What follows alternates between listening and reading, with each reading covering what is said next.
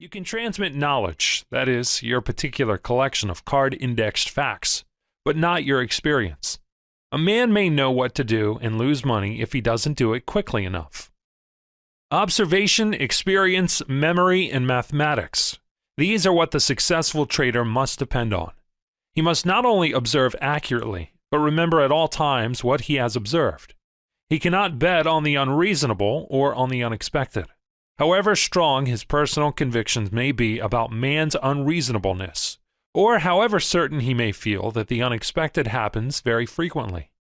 He must bet always on probabilities, that is, try to anticipate them. Years of practice at the game, of constant study, of always remembering, enable the trader to act on the instant when the unexpected happens, as well as when the expected comes to pass.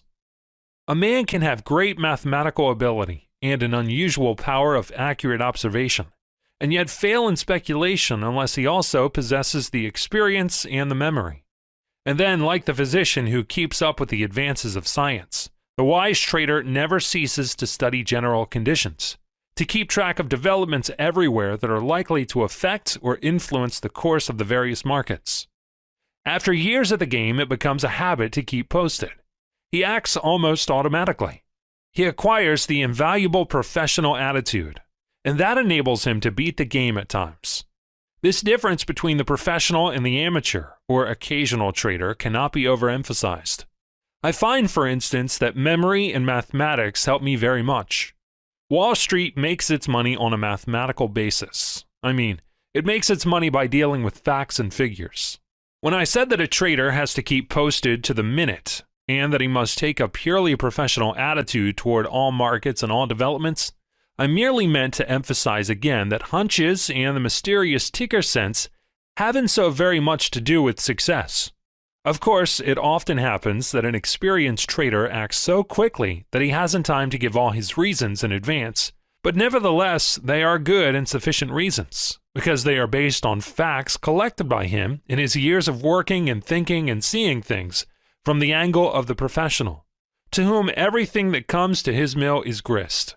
Let me illustrate what I mean by the professional attitude. I keep track of the commodities markets always. It is a habit of years. As you know, the government reports indicated a winter wheat crop about the same as last year, and a bigger spring wheat crop than in 1921. The condition was much better, and we probably would have had an earlier harvest than usual. When I got the figures of conditions, and I saw what we might expect in the way of yield mathematics, I also thought at once of the coal miners' strike and the railroad shopmen strike. I couldn't help thinking of them, because my mind always thinks of all developments that have a bearing on the markets.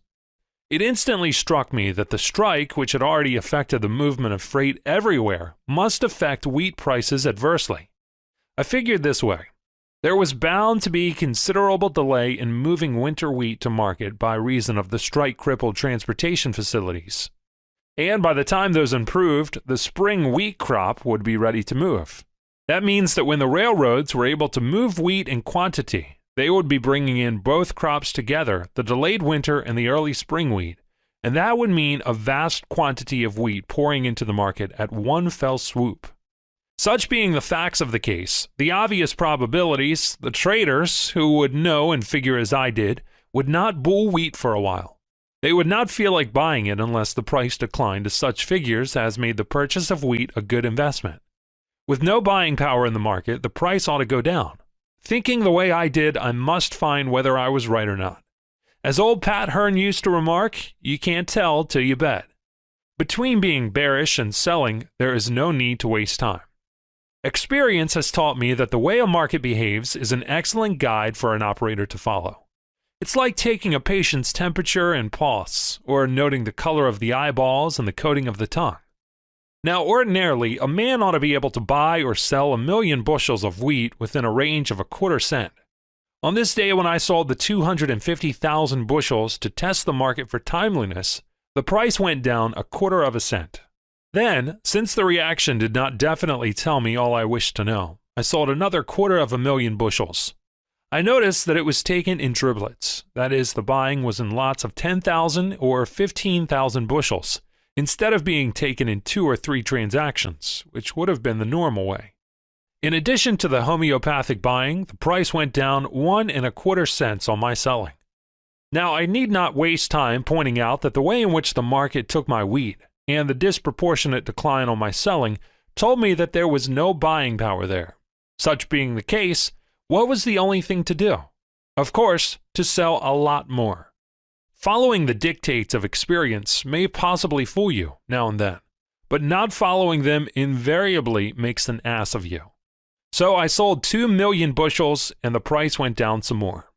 A few days later, the market's behavior practically compelled me to sell an additional 2 million bushels, and the price declined further still. A few days later, wheat started to break badly and slumped off 6 cents a bushel. And it didn't stop there. It has been going down with short-lived rallies. Now, I didn't follow a hunch. Nobody gave me a tip. It was a habitual or professional mental attitude towards the commodities markets that gave me the profit. And that attitude came from my years at this business. I study because my business is to trade. The moment the tape told me that I was on the right track, my business duty was to increase my line. I did. That is all there is to it. I have found that experience is apt to be a steady dividend payer in this game, and that observation gives you the best tips of all. The behavior of a certain stock is all you need at times. You observe it. Then experience shows you how to profit by variations from the usual, that is, from the probable.